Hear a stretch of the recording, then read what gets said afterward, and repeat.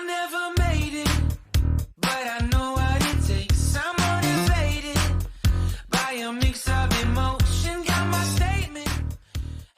Olá, tudo bem? Este é o 12º vídeo da série Grandes Homens da Bíblia. No vídeo de hoje, a história de Elias, aquele que chamou Israel de volta à aliança com o soberano. Elias de Tisbe profetizou em Israel durante os reinados de Acabe e Acasias, dos anos 874 a 852 a.C. Seu nome significa Deus é Javé. Em seu ministério não apenas mostrou que o Senhor é o único Deus verdadeiro, como também chamou Israel de volta à aliança com o Altíssimo. Durante o reinado de Acabe e Jezabel, Israel começou a adorar Baal, o deus cananeu da fertilidade, da tempestade e da chuva, razão pela qual Deus enviou uma seca sobre essa nação. Elias se escondeu até que a seca passasse e foi sustentado pelo Senhor. Durante esse tempo morou na casa de uma viúva em Sarepta, cidade em Sidom, terra de origem de Jezabel. O filho da viúva morreu, mas Elias orou por ele e o menino ressuscitou. No terceiro ano da seca, Elias propôs um desafio aos profetas de Baal no Monte Carmelo, para mostrar quem era o Deus verdadeiro. 1 Reis 18, de 14 a 46. E agora o Senhor diz: vá e diga ao rei, Elias está aqui. Se eu fizer isso, certamente Acabe me matará. Mas Elias disse: tão certo como vive o Senhor dos Exércitos, em cuja presença estou, hoje mesmo me apresentarei ao rei Acabe. Então Obadias foi dizer a Acabe que Elias tinha vindo. E Acabe saiu para encontrar-se com Elias. Quando Acabe o viu, disse: é você mesmo, perturbador de Israel? Não causei problema algum a Israel, respondeu Elias. O Senhor e sua família é que são os perturbadores, pois se recusaram a obedecer os mandamentos do Senhor e, em vez disso, adoraram imagens de Baal. Agora convoque todo Israel para encontrar-se comigo no Monte Carmelo, além dos 450 profetas de Baal e os 400 profetas de Aserá que comem à mesa de Jezabel. Acabe convocou todo o povo de Israel e os profetas para se reunirem no Monte Carmelo. Elias se colocou diante do povo e disse: até quando ficarão oscilando de um lado para o outro? Se o Senhor é Deus, sigam-no. Mas se Baal é Deus, então sigam Baal. O povo, contudo, ficou em silêncio.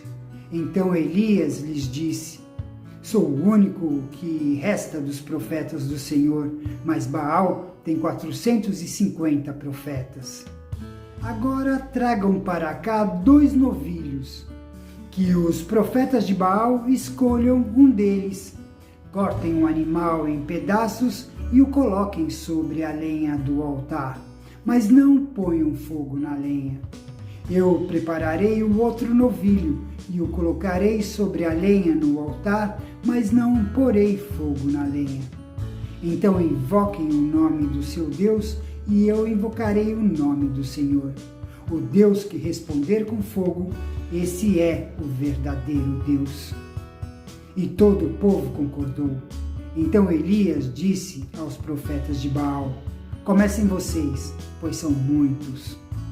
Escolham um dos novilhos, preparem-no e invoquem o nome do seu Deus, mas não ponham fogo na lenha. Eles prepararam um dos novilhos e colocaram sobre o altar. Invocaram o nome de Baal desde manhã até o meio-dia e gritavam: ó Baal, responde-nos! Mas não houve resposta alguma, e dançavam em volta do altar que haviam feito. Por volta do meio-dia, Elias começou a zombar deles. Vocês precisam gritar mais alto, dizia ele. Sem dúvida ele é um Deus. Talvez esteja meditando ou ocupado em outro lugar. Ou talvez esteja viajando ou dormindo e precise ser acordado. Então gritavam mais alto e, como era de costume, cortavam-se com facas e espadas até sangrarem. Agitaram-se em transes desde o meio-dia até a hora do sacrifício à tarde, mas não houve sequer um som, nem resposta ou reação alguma. Então Elias disse ao povo: venham aqui. Todos se reuniram em volta dele enquanto ele consertava o altar do Senhor que havia sido derrubado. Pegou 12 pedras, uma para cada tribo dos filhos de Jacó, a quem o Senhor disse: teu nome será Israel, e com elas construiu o altar em nome do Senhor. Depois cavou ao redor do altar uma valeta com capacidade suficiente para 12 litros de água. Empilhou lenha sobre o altar, cortou o novilho em pedaços e colocou os pedaços sobre a lenha.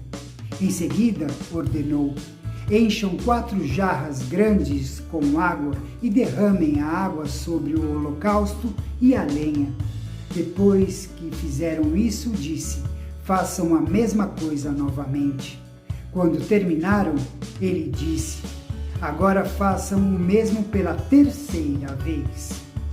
Eles seguiram sua instrução e a água corria ao redor do altar e encheu a valeta.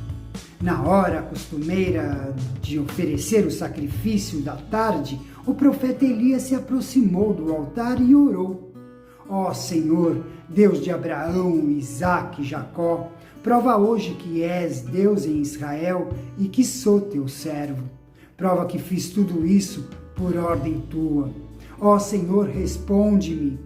Que este povo saiba que tu, ó Senhor, és o verdadeiro Deus e estás buscando o povo de volta para ti.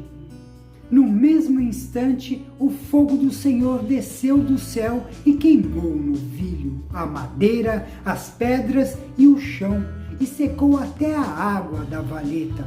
Quando o povo viu isso, todos se prostraram com o rosto no chão e gritaram: o Senhor é Deus! Sim, o Senhor é Deus! Então Elias ordenou: prendam todos os profetas de Baal, não deixem nenhum escapar. O povo os prendeu e Elias os levou para o riacho de Quizon e ali os matou. Em seguida, Elias disse a Acabe: vá comer e beber, pois ouço uma forte tempestade chegando.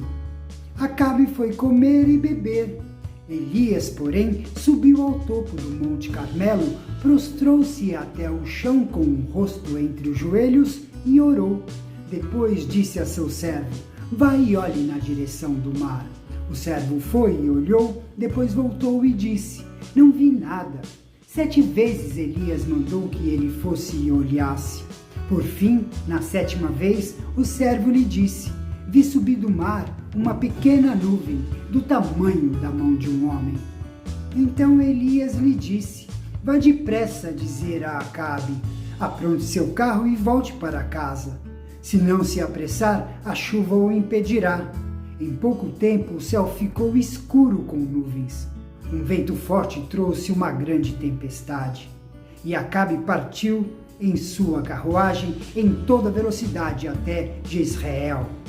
Então o Senhor concedeu força extraordinária a Elias.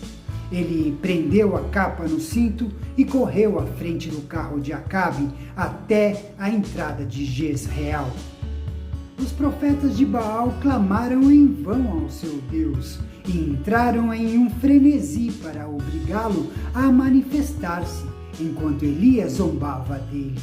Quando foi a vez de Elias, este derramou água sobre o sacrifício e fez uma oração simples, mas poderosa. No mesmo instante, o fogo consumiu a oferta. O povo de Israel adorou o Senhor. e, sob a direção de Elias, matou os profetas de Baal. Então Elias orou pedindo chuva e a seca terminou. Mesmo diante de demonstrações tão extraordinárias do poder de Deus, Acabe e Jezabel continuaram a fazer Israel se desviar. Furiosa pela morte de seus profetas, Jezabel ameaçou Elias, que fugiu para o deserto e pediu a Deus a própria morte. Em vez disso, um anjo o sustentou até ele chegar ao Monte Sinai. Elias se queixou de que era o único profeta do Senhor que havia restado e que sua vida corria perigo. Deus lhe deu um novo ânimo por meio de uma voz tranquila e de boas notícias, e depois o comissionou mais uma vez para o ministério. Elias era inteiramente dedicado ao Deus verdadeiro. Tinha um assistente chamado Eliseu, que ele treinou muito bem. No final da vida de Elias na terra, em vez de morrer, esse profeta foi levado ao céu em uma carruagem de fogo. Eliseu herdou a capa de Elias, símbolo de seu ofício profético, e deu continuidade à tarefa de confrontar a idolatria em Israel. O Antigo Testamento se encerra com a expectativa de que Elias voltaria antes do dia do Senhor, cumprida pelo menos em parte por João Batista. Elias apareceu com Moisés na transfiguração de Jesus. Uma das duas testemunhas é o profeta Elias, ou uma figura semelhante a ele. A vida de Elias ilustra a bondade de Deus e a eficácia da oração. Este foi um panorama da história do profeta Elias. Peço a você que leia a sua história no livro de 1 Reis, para que você possa ser edificado. Eu sou o Apolo, diácono da Igreja Presbiteriana Jardim de Oração. Por hoje é só, vou ficando por aqui. Encontro você no nosso próximo vídeo. Até lá!